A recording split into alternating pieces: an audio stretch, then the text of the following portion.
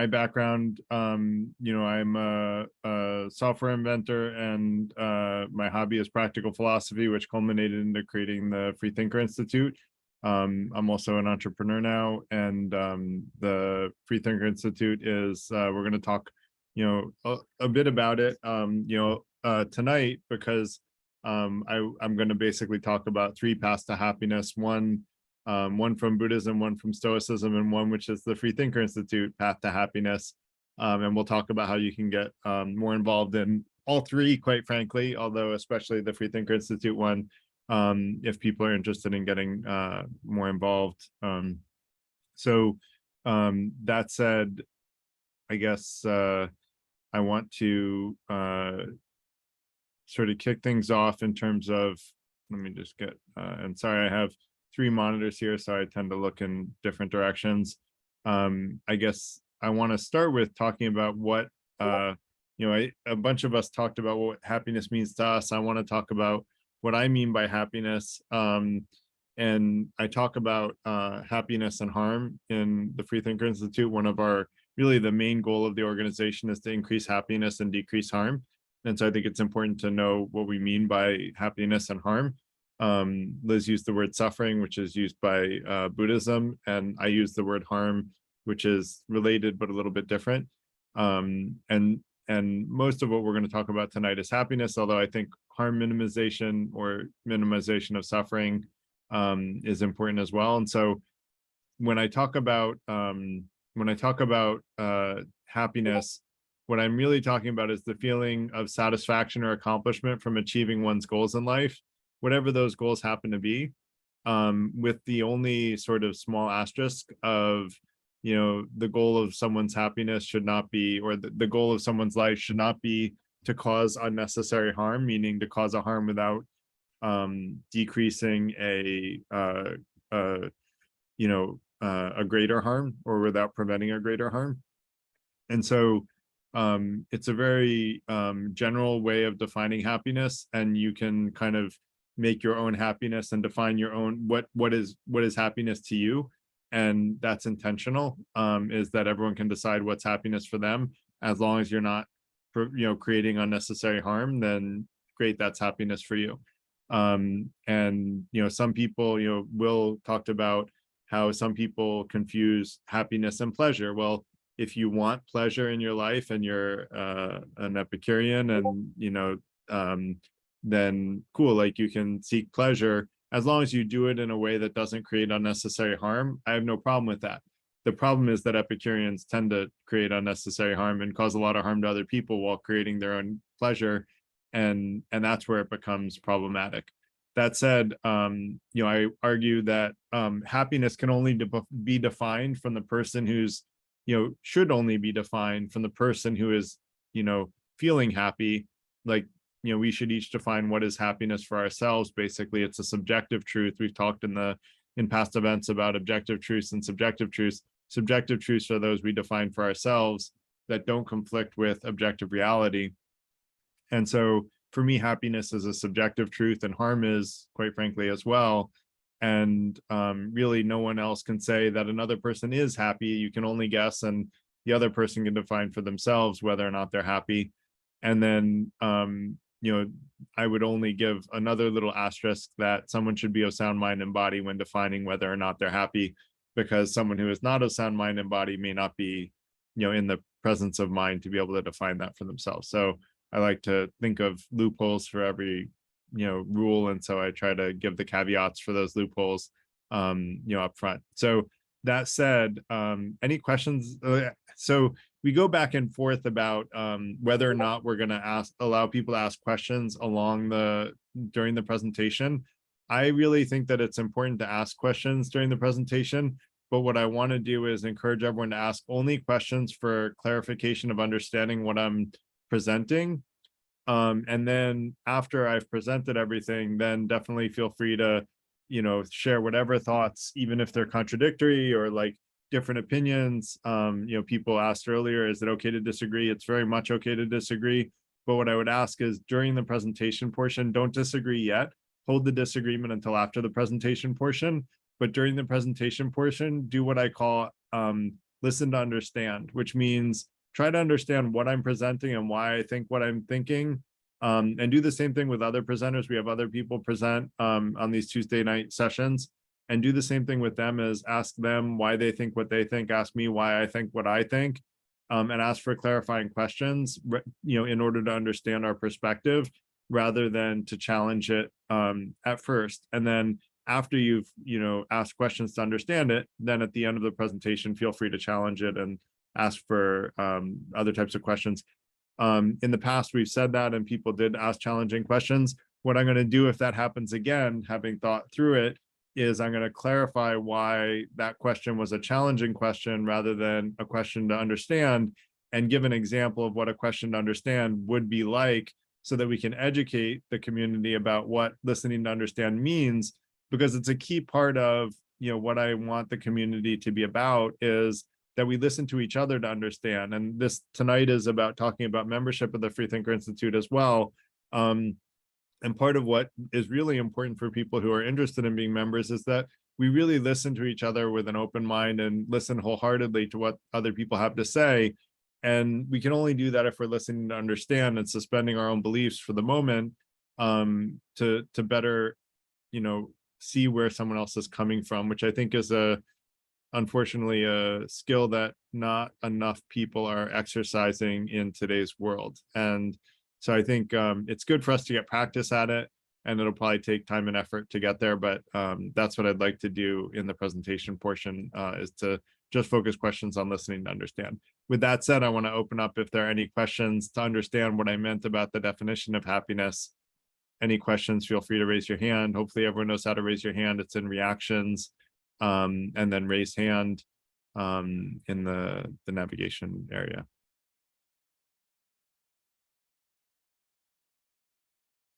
All right, so Ellis, go ahead. Hi, so today we're gonna have like kind of two parts of presentation, Garrett's happiness essay, and then around 8, we're gonna go into the membership details. And is it okay if I ask an opening question, Garrett, before you get started? Or you just wanna get started? I kind of want to get started now, just because let's put the other questions until afterwards, if that's okay. Okay, let's go then. Okay, so I want to talk about from my philosophical learning, I've learned sort of 2 other paths to happiness, and I want to kind of share those. The first is the Stoic path to happiness. And interestingly, Stoicism and Buddhism, their origins are around the same time. And the Stoics traveled to India, where Buddhism was founded, and modern day India, where Buddhism was founded. And so where the original ideas came up with, I don't think anyone really knows. But there's a lot of overlap between Stoicism and Buddhism. Both hold reason as the highest good, and both have really good paths to happiness that I think are beneficial, and they're not mutually exclusive, and nor is the path to happiness from the Freethinker Institute. And so I want to start with Stoicism's, and really Stoicism has what's called practical wisdom, which is also known as the dichotomy of control. And what it says is you should separate what's in your control from what's out of your control, and you should only focus your happiness on things in your control. And if you do that, then you control your own happiness, because you don't worry about anything that's not in your own control. And I'll give an example of a time that, like, something that this added value in my life. I used to get very frustrated when I was stuck in traffic, right? And I'd be like angry and frustrated, and I'd be like, oh, it can't go any faster. And I think that's pretty common. I notice a lot of other people that are frustrated in traffic just from the way that they drive, like cutting people off and zigzagging. And then I realized, there's nothing I can do to change the traffic. And so I'm just going to not worry about it and not let it make me unhappy. And gradually I conditioned myself to not be unhappy in bad traffic. And now I have no problem with bad traffic.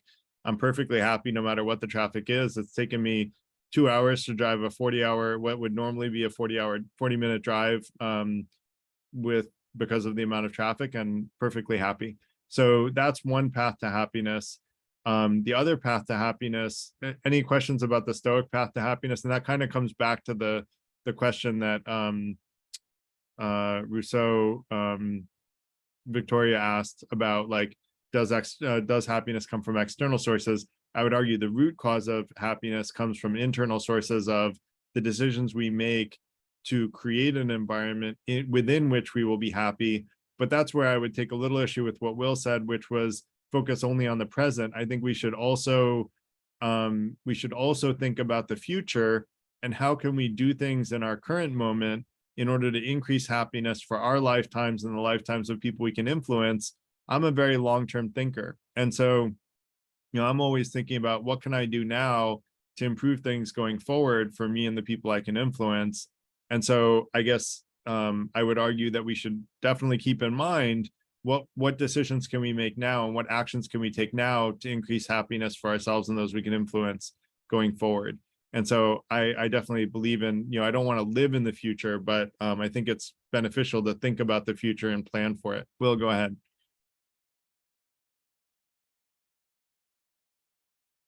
You're on mute. Thanks, Garrett. Yeah, I just wanted to clarify when I said like just stay in the moment. I mean, it gives mindfulness a bad name. That just stay in the moment. Like, it can sound a bit trite and superficial. So it's not just stay in the moment, but it's just about realizing how much of a slave we are to the next thing. We're constantly thinking about what's next. What's for dinner? And of course, you want a plan, you want a grand plan and gravitate towards a better state of life. But we rarely actually experience what we're doing at the moment. We're always looking at the next thing. And because we haven't evolved to be so stimulated, they reckon anthropologists say that historically the humans have worked about 3 or 4 hours a day max. That's what evolution intended. Now somebody realized they could make money out of making people work their fingers to the bone, and it's not natural. Anyway, that's my little rebut or clarification. Thanks, Will. And yeah, I actually think that the idea of stay in the present moment and don't plan for the future is a misunderstanding. So I'm not trying to like straw man it. I'm just saying that I think a lot of people have that misunderstanding, but I think it is a misunderstanding.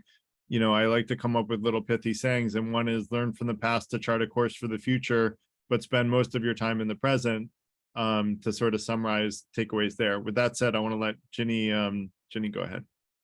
Well, well, I also think even if it's virtual, being in a room of library like yours would be something that you would automatically get happy from. Yes, it does make me happy, actually. And the library itself makes me even happier. It's beautiful. It's even better than the picture. Any other clarifying questions people have? Ginny, did you have any clarifying questions, or you just wanted to comment? Nope. Okay. Just wanted to be silly. Great. That's always welcome too. Courtney, any clarifying questions that you had? So when you say concentrate only on the things that you can control, to help increase your happiness, especially from an internal perspective, are we saying that trying to control external forces which are making us unhappy, are we saying that's not a good way to go? No, I think that includes that, right? Like doing what we can to influence those external forces is a good thing. That's exactly what it means. Is like to the example someone gave about loving family makes someone happy. Great, then show your family you love them, do good things for them, and then hopefully they will reciprocate that love and be loving towards you.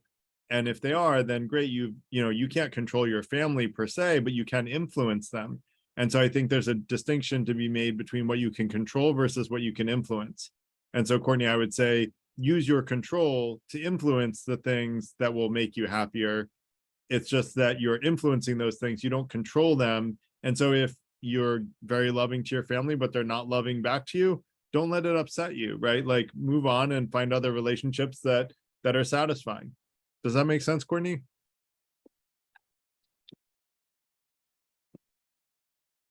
Yep, that clears it up. Cool. Teeny, and I'm sorry if I'm pronouncing your name wrong. It's okay. It's pronounced Tanae, but hi Tanae, everyone. thank you. I'm Tanae. I'm from Baltimore, Maryland. That's where I'm calling from. And I wish I had this like at least like what 6 years ago maybe. But I like what you talked about when it came to the Stoic meaning of happiness. But I still have just a tiny little bit issue of how to control my temper when it comes to like situations that could possibly escalate. So my question is, how do you deal with confrontation without it resorting to anything like too hectic? So Tanae, thank you for the kind comments.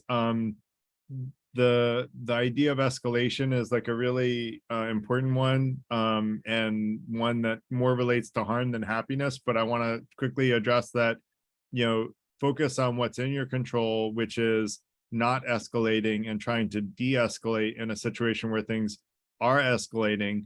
And what will often happen is there's a misunderstanding between two people. And because of that misunderstanding, someone feels wronged. And so they escalate. And the typical response to someone else escalating is to escalate further. If what you do is say, instead of escalating back, you say, oh, I'm really sorry. Did I upset you? Can I help me understand like what I did that made you upset? And you try to listen to them to understand them and understand their perspective, you'll find that will de-escalate the situation. And so that would be my advice for de-escalating things that are escalating is try to hear the person out, say, and apologize. Like apologize, even if you didn't do anything wrong, it's still okay to apologize for the misperception that, still was partially our fault. And even if you didn't do anything wrong, it's still, going to de-escalate to apologize anyway. And all it costs us is pride. And I'll tell you, that's the cheapest thing you can give is a little bit of pride and be humble. So, I would argue that would be a good approach for de-escalating. Does that make sense, Tanae? That makes so much sense. Thank you so much, Garrett. You're welcome. Liz, any clarifying questions? Yeah, I guess when we're talking about Stoicism, it sounds very passive, although you were just talking about escalation strategy or de-escalation strategy, which I think is kind of important because, distress is a signal that something is wrong. And so when we're thinking about you mentioned connecting your happiness only to what you control. And I think that's really important when we're talking about self-worth and self-identity and personal happiness. But I think it's important not to also cut off that relationship. There is the relationship between a person and yourself, and then also the relationship with the world. And so if you are, I agree, like putting your happiness into that loop or that cycle between what you can, like you doing your best, but also recognizing that if you've done everything you can and there's still distress, like it's still important to escalate. And, otherwise it's going to create societies where no one's saying anything. And then, we're all sort of in this placid agreement of sort of horrible situations. So Liz, great point. And the other Stoic virtues cover that. One is courage, which would be what you're addressing, is that, we should have the courage to speak up, to self-advocate is the phrase that you like. And I agree with it. I think it's important and not enough people do it. And so, yeah, courage is another, like the four Stoic virtues actually play really well off each other. We're going to do another night on Stoicism specifically. So I don't want to go too much into how the Stoic virtues all complement each other, but they really come together to create a really nice pithy version of a life philosophy.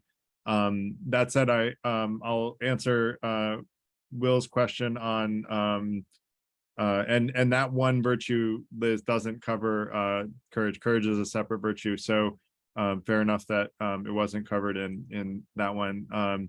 So Ellis, you have your hand up? Hi, maybe you can get through your presentation a bit, Yeah. and then I do think I want to maybe get half through or almost to the end, and then we can have more comments. Okay, I think that's a fair point. At 7:30. Yep, agreed. So I'm going to go through happiness according to Buddhism. And Buddhism basically says that all life is suffering, and Buddhism sort of says that one of the path to no longer suffering is through what they call non-attachment.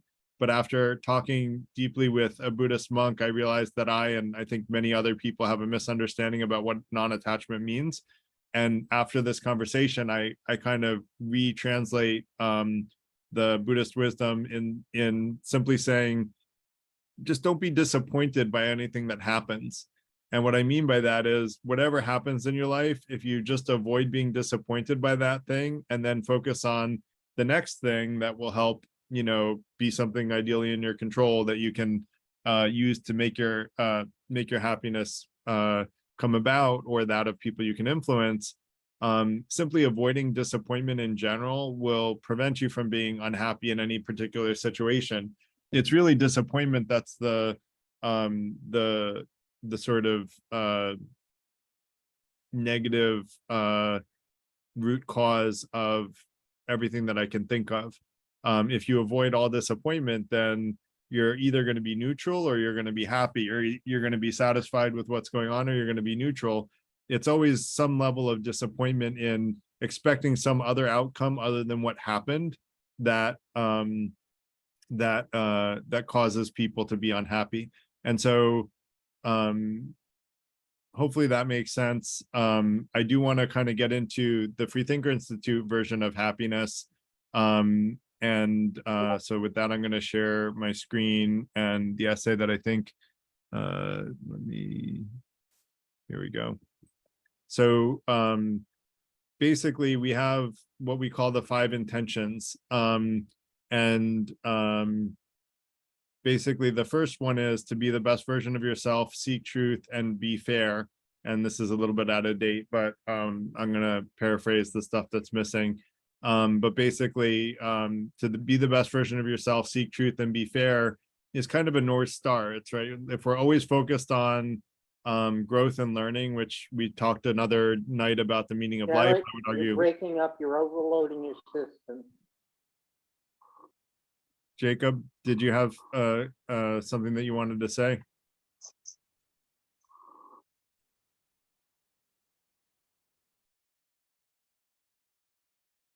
All right, so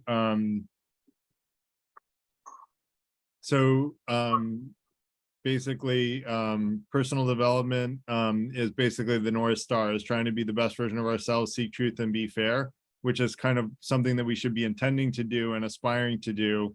Number 2 is to transparently be transparent about who we are and what we believe, to the extent that we can trust someone. Number tied for the second intention is open-mindedness. And that's where we want to keep an open mind towards the fact that some of what we currently believe is probably wrong. And we want to be open to the idea that new truths will help us be the best version of ourselves, seek to be fair, and help better come at an understanding of truth. And I would encourage everyone, when listening to something, to ask themselves whether or not that thing that you're hearing will help you be more aligned with truth, or be a better version of yourself, make you more fair, and make you be something that you can learn from, basically. And if so, then adopt that. And I like to say, even if you admit you're wrong, if you do so with good judgment, you're immediately right again. You're just more right than you were before. And so I think that people have a common sense that they shouldn't admit they're wrong. But actually, I'd argue the only way we learn is by admitting we were wrong about something. And so we want to be able to admit we were wrong. And if we do so with good judgment, we're going to become more and more right over time. And that's where the third intention comes in, which is critical thinking, which is using logic and reason to understand objective reality, and acknowledge other people's personal truths, which I called subjective truths earlier. That's what I like to refer to them as. You should learn to hone your critical thinking skills to improve them, and be able to trust your own judgment, And there's this mind-heart alignment that I like to talk about, and I have a 4-blocker that I can show people if they're interested later, about when to trust your mind and when to trust your heart, and when they agree or disagree with each other. I think we all inherently know right from wrong. If we look at a particular situation and we know all the facts about that situation, we all know what's right and wrong. And it's important to trust ourselves, our gut instincts about what's right and wrong. But what often happens is people have a misunderstanding about the truth, and because they have a misunderstanding about the truth, they can be steered in what they think is right is actually wrong. And then listening with an open mind and being brutally honest with yourself, because at the end of the day, we need to be, really honest with ourselves, because if we can't be honest with ourselves, then how can we be honest with anyone else? And so continuous learning is what I would encourage for part of critical thinking.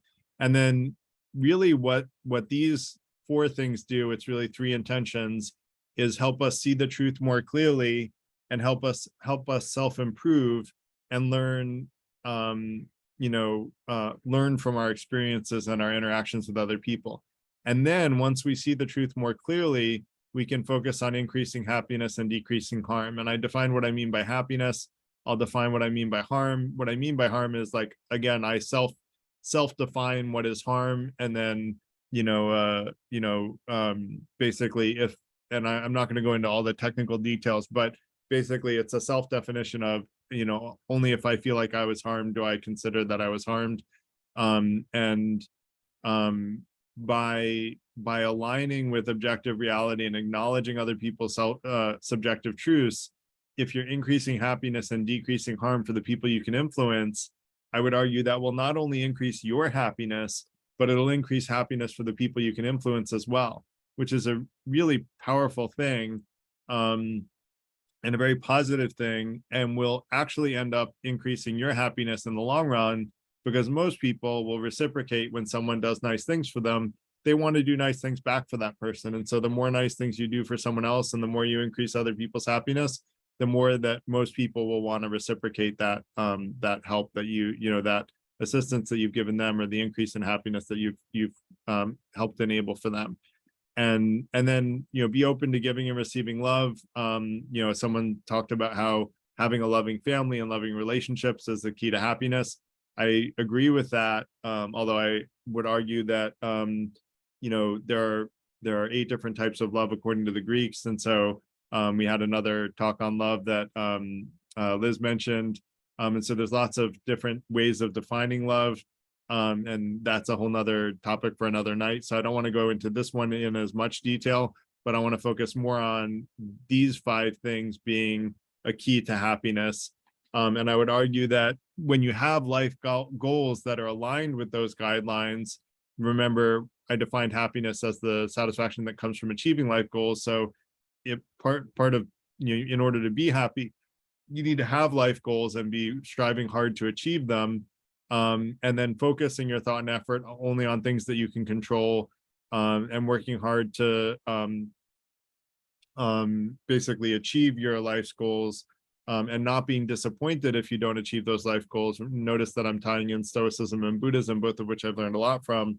And then just focusing, if something doesn't work out for you, focus on the next goal, or focus on the same goal, but now a new strategy or a new deadline, but keep yourself motivated and focused on and excited about the future, not disappointed in the misses. I like to say the only mistakes are the ones we don't learn from.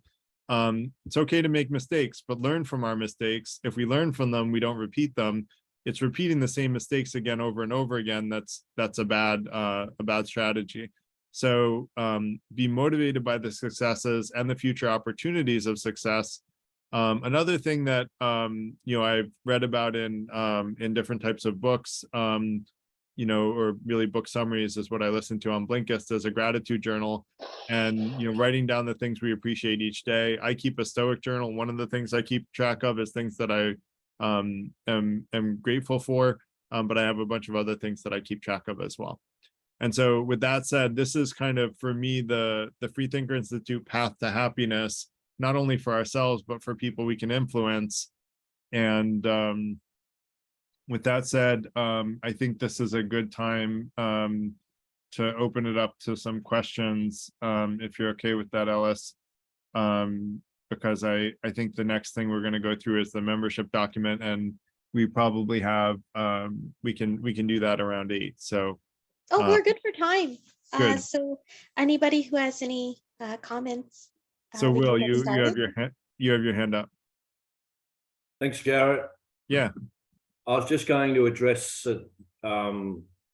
something that was raised earlier about this feeling of like being complacent. And someone said, well, we don't want to get to the point where everybody's just complacent. And I was thinking of when you were talking about being in your car now, you can go for like 2 hours on a 40-minute drive and you don't get agitated. And when I started meditation, I was getting disillusioned because I still kept losing my temper, and I'd be like, God, I meditated for half an hour yesterday and the day before that and the day before that. And then I had a flat tire at the store, and I lost, I got agitated. And I realized that it's not about being perfect and having no emotions. Emotions have evolved over millions of years of mammalian evolution to give us lust, anger, hatred. They're there for a reason. What you want is to just have them at your command. And there's an expression in Buddhist philosophy called the ABC, which is a bigger cup, which means there's more things you can fit into your arena of awareness before the trigger comes and you feel the negative emotion. So there's a thing in psychology called cognitive load. And as I think it was Daniel said earlier, that we're sort of, our happiness level is set to a degree by a genetic predisposition to temperament, and temperament is hereditable to a fair degree, as can clearly be demonstrated in the types of dogs that are bred for their various temperaments and various innate abilities. But what can happen is we've all got a set point of a cognitive load. And so some people, the slightest thing goes wrong, they just fly off the handle. I mean, even Prince Charles III last night, he was signing a document, the official declaration that he was the king, and there was like a pen holder in his way. And it was like the biggest moment ever. He had to sign the declaration of being the king. And then you could see him, and I watched it in slow motion on the TV. He saw this thing was in his way and it was going to ruin the perfect moment. And he went like that, and he just glared this flash of anger at his aide, who quickly ran over and moved the pen holder. So it was a perfectly clear desk. And I mean, that's an example. Some people are like that. At the slightest provocation, they lose it.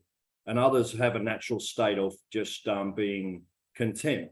But what the meditation does is it gives you a bigger cup. So I'll finish up now because I'm going a bit long, I understand, sorry. But when you're in that, so you might be able to sit for 2 hours in a traffic jam, everything's fine and dandy, but it's not about achieving that. It's just realizing, okay, now I'm starting to get angry. The more you meditate, the more you'll be able to deal with it. And emotions still arise, but it's about negative emotions arising less often, but not forcing them and telling yourself, oh, I'm bad because I lost my temper, I got frustrated at the supermarket. You just let it arise naturally. And the only way to do it is to practice meditation, mindfulness meditation, the real stuff, not the airy fairy. Oh, thanks, Will. Stuff. Thank you. Get back to you later. Okay, everyone, we're continuing with our sharing now. So Garrett has another presentation at 8. Tonight is a special night. We're doing our membership information. So if anyone wants to speak, I would say raise your hand now, especially some of our quieter guests. And maybe keep it to about 2 minutes a person. If you can, try to monitor yourself because we've got about 15 minutes here. Okay, thanks. Great fun. Yeah. I appreciate what Will had to say about emotions, because it keys into one of the two things I wanted to remark. When it comes to detachment, I think you got part of it right, but it's not about not being disappointed. It's not about not having emotions, about things not working out. It's about being able to quickly separate yourself from those emotions so that you can move on. You know, it's like the warrior going to war has to detach from the desire to return alive. It's by detaching from that desire that the warrior is most effective, because he's not worried about himself. And it's like that in a lot of different ways. And I'm just going to leave it there because I want to talk about something else and time's limited. And that has to do with the attachment to outcome of things that you do. You keep talking about increasing the amount of happiness, but you have no control over how somebody's going to react to what you do. I think many of us have had the experience of saying, oh, you look great, to someone who's not feeling good that day, and they just throw your compliment back in your face. You can't control that. All you can do is do the best you can. Yeah. I think that's about it, unless you want Mark. Yeah, it sounded like you thought you were disagreeing with me, but I don't think we disagree. I do think that not being disappointment is also about separating from the emotions. All I would say is that you can get to a point in, if you practice separating yourself from the emotions and not allowing them to overwhelm you, where negative emotions don't even come up, which is what happens with me in traffic now. Like, I don't even get a negative emotional feeling, whereas I used to get lots of road rage, right? So with practice and effort, by not being disappointed, I think you can condition yourself to not be disappointed and not have negative emotions even arise in the first place, which is, I think, a good thing to strive for. The other thing, I agree with you. I have a saying actually that covers the second part of what you said, which is do your best and accept the rest, which Liz mentioned about doing your best as well, about self-worth. And I think that really is ultimately what self-worth should be based on, is that we should do our best and accept the rest. And yeah, there's certain stuff that is out of our control, but there's also a lot that's in our control, and what's in our control is doing our best. Now, if we're a jerk to other people, then they're probably going to be negative to us as well. If we're nice to other people, they may be mean to us sometimes, but they probably will be more likely to be nice to us and kind to us in response to us being nice to them than they are to us being rude to them. And so whether or not we choose to be nice or rude is within our control. So that said, I want to let Courtney go next, unless Fawn, you had anything that you wanted to respond to that.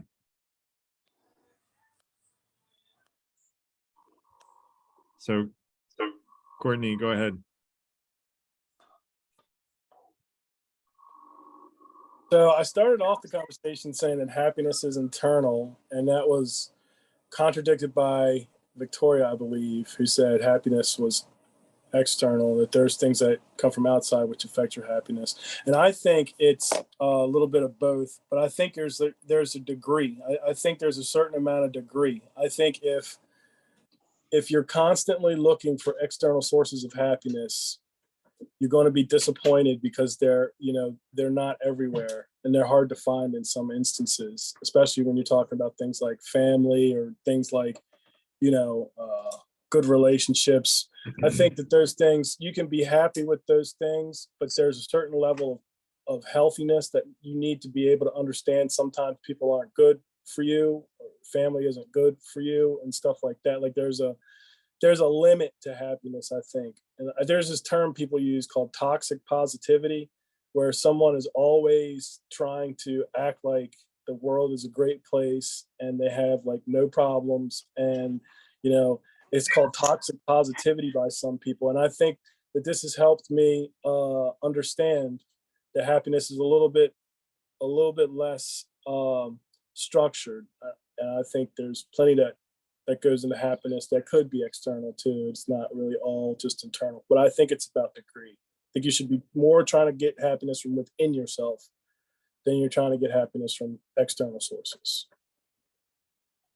Great, thanks, Courtney. And toxic positivity I see as like ignoring negative things completely and just being positive while not addressing the root cause of those negative things. And it's like, if there's a butter knife, chipping away at, it's like cutting away at your skin. Like in the beginning, it's not going to make a dent, but then if it keeps cutting and it keeps cutting, eventually it's going to break blood and it's going to, cut your arm off if you're not careful. And so toxic positivity basically for me means ignoring the root cause of negativity. I think it's good to always focus on the positive, but it's also not good to ignore the root causes of negativity. You want to address those things and try to do what's in your control and learn the truth of the situation, which is what, open-mindedness helps you learn the truth of the situation, and critical thinking allows you to figure out the cause and effect of that negativity and how it's negatively affecting your life. And then if you think about how to increase happiness and decrease harm in that scenario, you then can turn that negativity into a positive, which I think is what people who are engaging in toxic positivity should be doing, is looking for how to turn the negative into a positive instead of just ignoring the negative. Does that make sense, Courtney? It makes sense. It makes sense, Garrett. I appreciate your expanding on what you think toxic positivity is and why you think it's dangerous too. I really appreciated that. Cool. Darlene, go ahead.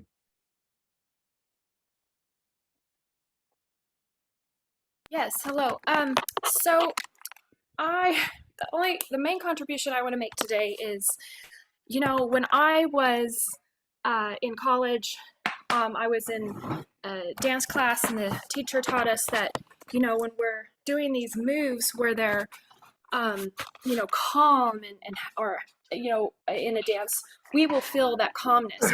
If we're doing a dance that's about happiness and excitedness, we're gonna feel that happiness. If we're doing like a dance of war, we're gonna like feel the aggression. And then also in a class, I learned that little kids, they'll just automatically imitate whatever the adult face is doing, and then so if the adult is upset and we make an upset face, then the child will do the upset face, and then the child will feel that upsetness simply because they move their face that way. And I was feeding my child food, and he wasn't opening up his mouth, and I realized I was making a negative face, and I put my head down below his little tray, and then I forced myself to have a happy face because I only wanted him to have a happy face and associate food with happiness. And then he's like laughing and stuff, and he had no clue that I had gotten upset. Like, why won't you eat your food? Is the feeling I was feeling. And then because I was doing that happiness face, it's super high eyebrows, super giant smile, like almost like a clown, like super happy. I actually started calming down. I started feeling happier. So ever since then, I've taught this to like tons of kids I've substitute taught, because it is virtually impossible for me to remain sad or mad with my face like that. So like if adults are like acting out badly, sometimes I will just face away from them and face a wall and like do this happy, super giant happy face so I can handle dealing with the adults, because I think adults are mean. Anyway, so my advice is everybody always tries to approach this happiness thing from an inside out. And it is possible to go from outside in. That's part of why yoga even works. Doing things, going from outside in can be another avenue. And for me, just doing eyebrows up and not letting my teeth touch. It can be a smile or a happy, like a chorus girl singing mouth open, or just putting my tongue between my teeth. Anyhow, that's it. That's all I was gonna say. Thanks, Darlene. Two things. One, what you're describing is probably mirror neurons, where as humans, when we see emotions from other people, we tend to mirror them. And so you're wise to exhibit happiness to your son, or I think it was your son, your baby basically, and that happiness is like mirrored by your child. And the other thing is, you said, I think adults are mean. Part of the goal of tonight is to talk about membership of the Freethinker Institute, where we want to create a community of people who are actually nice and want to be the best version of ourselves and seek truth and be fair and follow that path to happiness that I called the Freethinker Institute path to happiness. Because like creating a community of people that want to help each other achieve their goals, for me, is a powerful thing. And that's what we're going to talk a little bit more about at 8 o'clock. That said, you know, I'm glad to hear you're using mirror neurons to their fullest. So thanks. Yeah, eyebrows up and teeth can't touch. Great. Hans. Yes, hello. I'm Hans, and yeah, I'd like to quickly share my view on 3 questions. First is, what is happiness? And I shared this already in the Discord. I said that happiness is a signal in the form of a feeling that arises when we recognize that something is good. And I just leave it at that as far as the definition. Second question is how, the how-to question, how to get that to happen, and so for me, the short answer is ask myself, what are my needs? What are my dreams? And then do what I can to move forward on that. So that's it in a nutshell on those 2 questions. And then the third question I wanted to get at is, well, we look at these different philosophies or concepts, like the Buddhist concept, the Stoic concept, and why are there all these different concepts that have different things to say? And well, it's my perception that a lot of those things are written to address particular issues, and different people have different issues. And so people with certain issues will gravitate toward one school of thought, and people because they speak to that set of issues. And another group of people will gravitate to some other school of thought because they speak to that set of issues. In my answers to what is happiness and what to do about it, I've tried to be generic, and so anyway, that's about all I have to say about that. Thanks for listening. I love, you always have such insightful things to say, Hans, and I love the idea that that different people gravitate towards different solutions, and that's really the purpose of the Freethinker Institute community, is to like share a wide variety of solutions, problems and solution paradigms.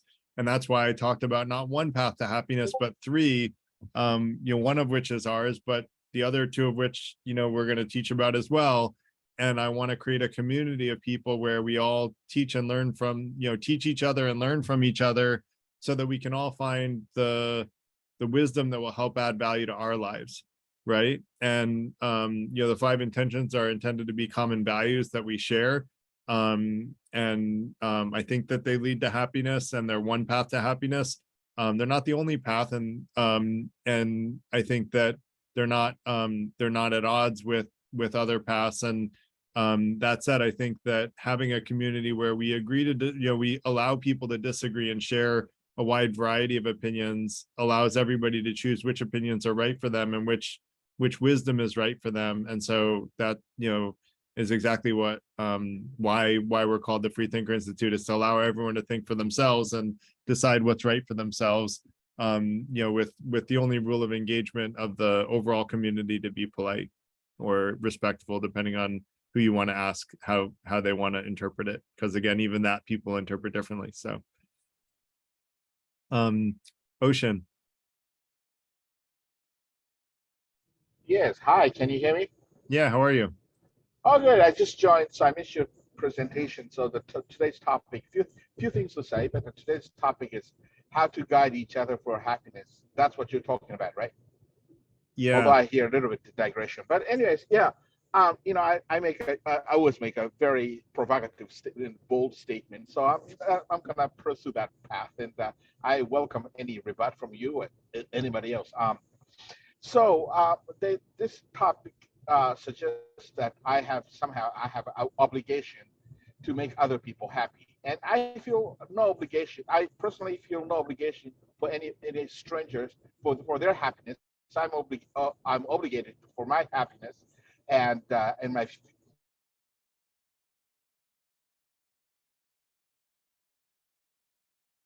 We lost you, Ocean. Are you still there?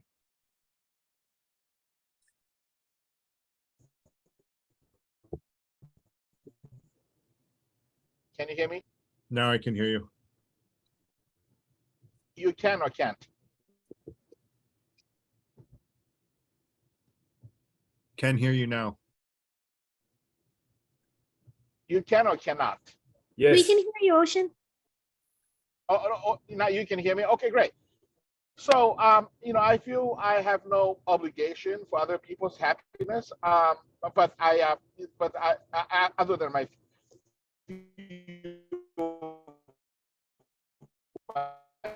close friends and my fans, so they keep paying.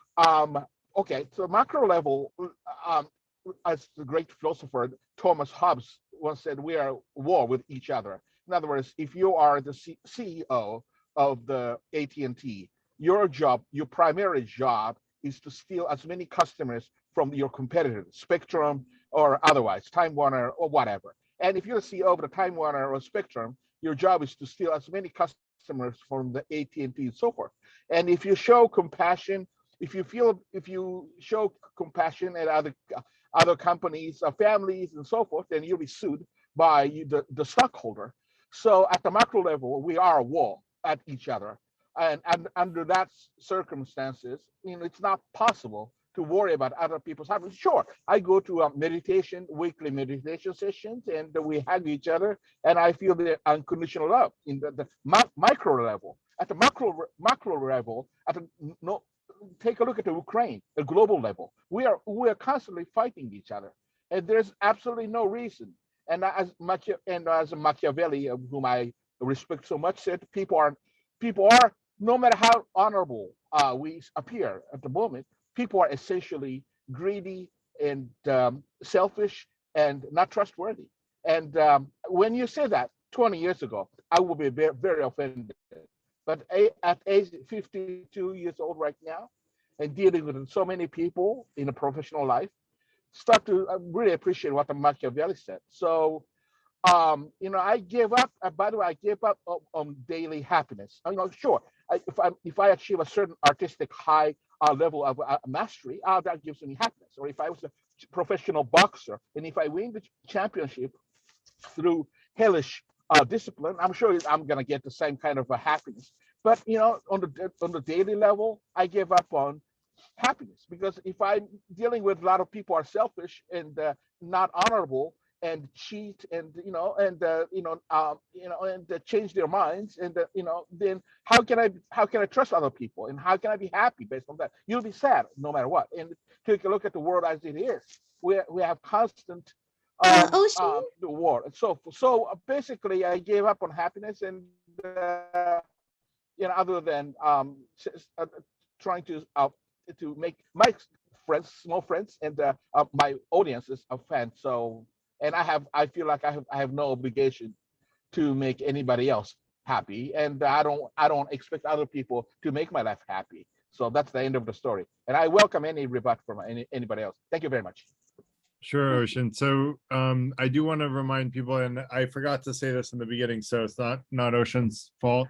But I want to remind people, try to keep comments to just one theme, topic, or question. And then when you finish with that one, you can put your hand down and then raise it again and ask the next one. Just that way we can let everyone speak, go through a quicker rotation and cover topic by topic. But that said, Ocean, I just want to encourage you to think about one of the sayings that I came up with, which is, if we don't help each other, who will help us? And I also want to encourage you not to give up on happiness, because it is very achievable. And that is what we're trying to create here, is a community of people who help each other and are committed to helping each other be happy. Remember, when I say that, I am also saying that happiness comes from within. So each of us has to work towards our own happiness. But we also said we can influence other people. and you weren't here for that part, Ocean, I don't think, but what we said is that, you know, happiness comes from within, and we can choose to be happy or not be happy in specific situations, but we can also influence other people in a positive way, which makes them more likely to do things that will create positive sources in our lives from external influences. And so that is still us controlling our own happiness, but doing it indirectly, sort of playing off of other people in a positive way and in a mutually beneficial way.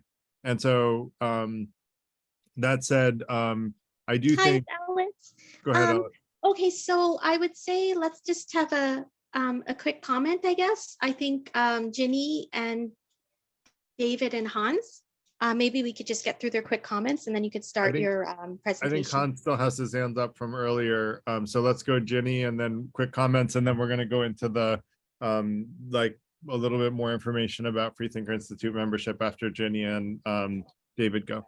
So Ginny, go ahead. Yeah, I also just, chime in and say, this is a wonderful topic. Thank you for choosing it for tonight. And I also wanted to say to the group that laughter yoga these days are very popular. Laughter yoga is very popular among, especially in assisted living, retirement homes and all that. And kind of following up on what Darlene said earlier, working from outside in, laughter yoga is all about outside in. You start moving your muscles and start laughing. Next thing you know, you feel internally happier. So when you are in a moment of sadness and you want to come out of it, try it. Just start physically, just start laughing. And the next thing you know, you feel internally happier. That's all. Thank you. Thanks, Jenny. Appreciate that tip. I think it's a good one. David, do you want to share your thoughts? Yeah, I just wanted to clarify something I said earlier. Yeah. I think in a way some people are lucky in that their internal happiness set point is relatively high. But I'm also saying that whatever your set point is, joining a group like yours, listening and having conversations like this will increase, no matter where your set point is, will also increase your contentment quotient, if you like. So it's a two-way. It's, I think there's genetics, and I think your people's minds, some are naturally inclined to happiness more than others. But given that, something like your Freethinkers Institute raises everyone, no matter where your original set point is. Thanks That's it. so much for that, David. That means a lot to me, especially coming from you. And that wasn't a dig. That was actually because I appreciate everything you say so much and feel so philosophically aligned with you. So although we disagree on some areas, overall, I always appreciate what you have to say. So thank you for that. And James, I want to let you ask a quick question, and then we're going to go into a little bit more information about membership. Yeah, I just wanted to say that sometimes when I'm not feeling too happy, I watch some comedy, and that forces me to laugh, because the situation politically and so forth in the world is kind of depressing sometimes. You see the news and you can't avoid the news, because you can't avoid reality. Of course, sometimes there is the if you turn on the wrong station or something, or catch the news that's not really real, that's even more depressing, because you don't know what's going on. But yeah, I think listening to comedy shows where they make fun of what's going on is also helpful. But I think happiness comes from doing what you love to do, and I think free thinkers, I think, is a good avenue to studying literature and philosophy that can enhance your well-being through the process of understanding, self-understanding. So understanding is a process of self-understanding. It's understanding not just yourself, but the world, the universe you live in. So it's doing things, it could be, exercises that you, so I guess you have to be more well-rounded physically and mentally in order to achieve the sense of happiness. And happiness is related to a sense of understanding, which is kind of like knowing what you can control and not control, as you said. But the feeling of control is very important to a sense of happiness.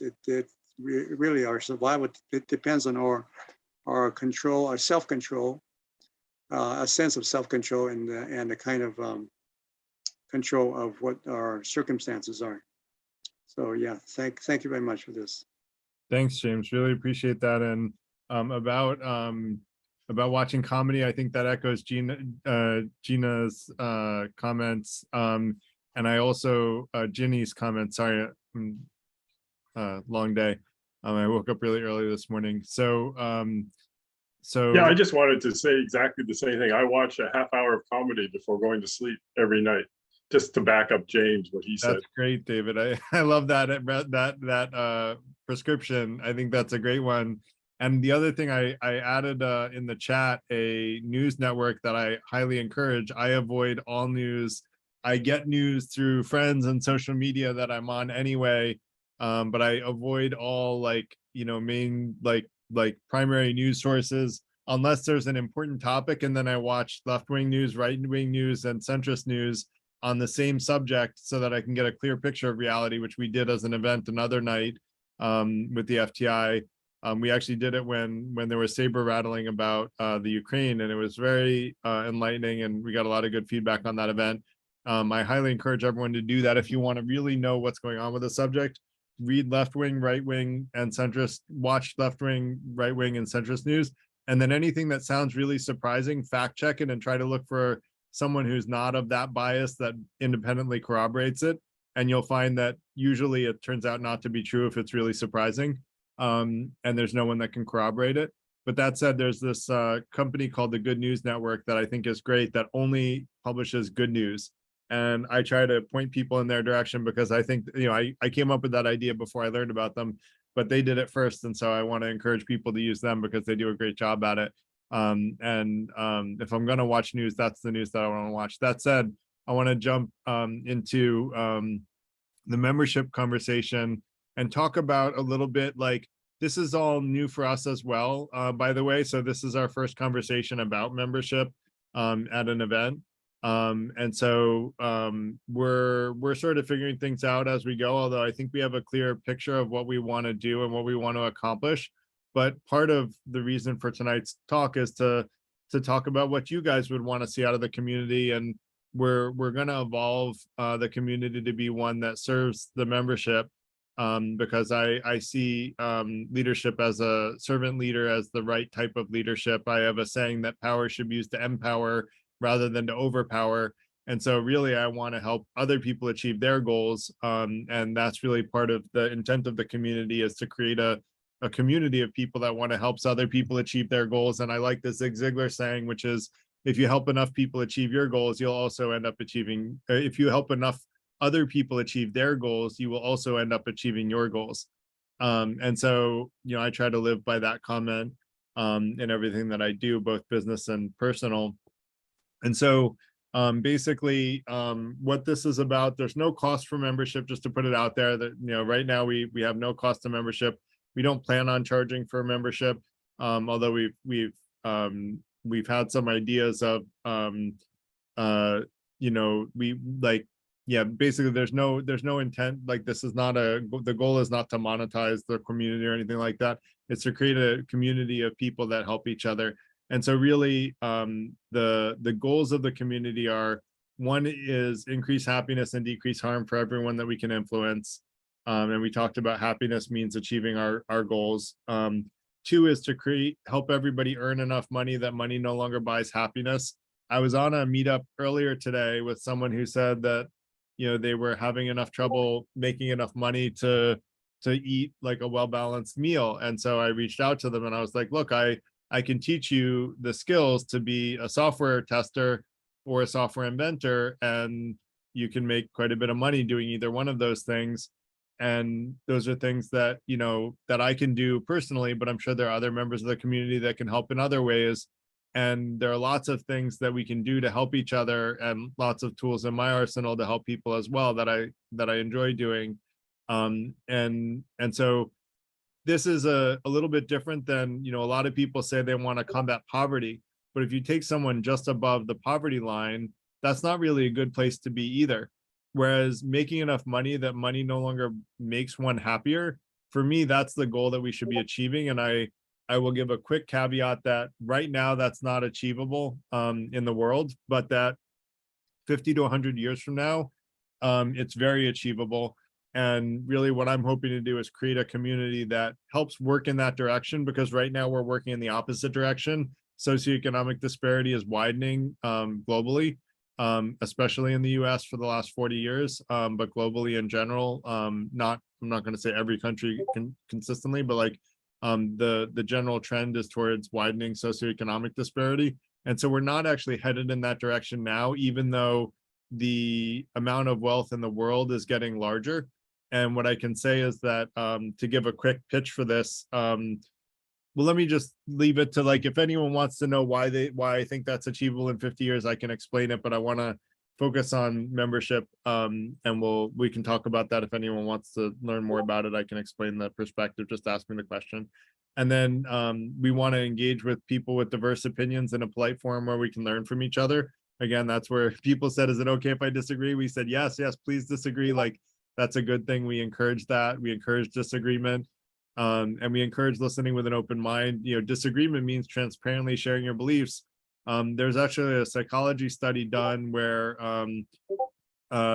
basically what it logically showed, what they proved scientifically actually, is that if 6 or 7 people make a statement that agree with each other, the 7th person will not, generally be willing to disagree with the other 6 or 7 who already agreed with each other. And I can go through the study if anyone wants me to go through it later on, but we really want to create a community where everybody feels welcome to challenge. Even if 6 or 7 people agree with each other, feel free to challenge, and that's where that's where the best ideas come from, is from diversity of ideas and diversity of opinions. And we should be encouraged to do that, but politely, because if we share things combatively, then we get into fight or flight mode, or the emotional brain mode. And there are 3 parts of the brain. The oldest is the reptilian, which is fight or flight. And then the second oldest is the mammalian, or the emotional brain. And then the most recent is that's allowed humanity to achieve everything it has in the last 500 years or 2000 years even, is the emotion, the logical brain, or the cerebrum. And basically that's the place where we can logic and reason through things. And that's where we stay when we're polite. Whereas if we get frustrated or angry, then we quickly jump into the other parts of the brain, which are usually illogical and make often very bad decisions. And so the next thing is we want to help each other achieve our life goals, and make prosperous, balanced choices. And then we want to help other members acquire ourselves and other members acquire knowledge, which I consider information about objective reality, like information about the world and how it works, as well as wisdom, which I consider making better decisions which increase happiness and decrease harm. And those two go hand in hand and complement each other. We especially focus on things not taught in academia or industry. That's like our target niche, although we don't always maintain in that corner. We talk about everything that's knowledge and wisdom related, but we especially try to focus on that niche. So program wise, we have these events on Tuesday evenings, which are open to everybody, including non-members. We will start once we have a small group of members to start from. We're going to start doing membership meetings, which right now I'm planning on doing Saturday midday, either every week or every other week, depending on how things go. And then we also have an online community, which is available 24/7. And that online community will have a members only section, where only members will be able to see what's posted or have voice chats with each other. And then there will be the current community, which is open to everybody. And so some of the benefits, basically, we really want to create the opportunity to create self-awareness and alignment with one's goals, helping you understand, like helping you help yourself understand what your personal and professional goals are. and then connecting you with people who can help you achieve those goals, within the community or within our networks. Meeting diverse people with common values. Really, the 5 intentions are intended to be the common values. I can go over those again, although I kind of went over them a little bit earlier, which with the Freethinker Institute Path to Happiness. But if anyone wants me to go over them more clearly, I can. And then we really want to create this community of people focused on growth and development where we help each other grow and develop. I like to say, like, when it comes to loyalty of friends, like I would rather friends that are loyal to the truth than that are loyal to me. And what I mean by that is, if I'm being a jerk, I want my friends to point them out. And I want to create a community of friends who do that for each other, and of people who do that for each other, where we will call each other out if we're doing something wrong, and where we'll be more honest with each other rather than just saying you're right, you're right, you're right. That for me isn't helpful in personal growth and development, which is what my purpose in life is. And I'd argue that it's something that we should all be making an effort at doing. It might even be our purpose on this earth. And I can make a logical argument for that too, but that's another topic for another night that we covered a while back. And then we want to create an environment where people can create meaningful friendships, along with being the best version of ourselves. And then I mentioned the members only part of the community, and then invitation to members only events we talked about. And then we really want to focus on applying the 5 intentions into our lives, because I think that'll add value to people, and also evolving the 5 intentions, quite frankly, because if anyone finds a place where the 5 intentions aren't good advice, then we're going to modify them and change them so that they are good advice.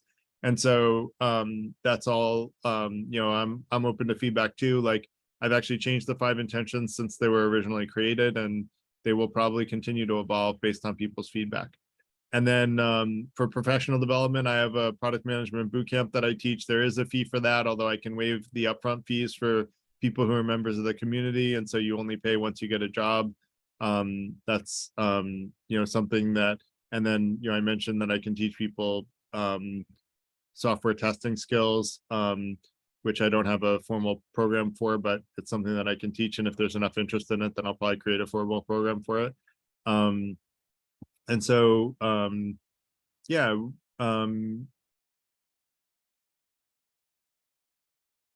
really what we expect of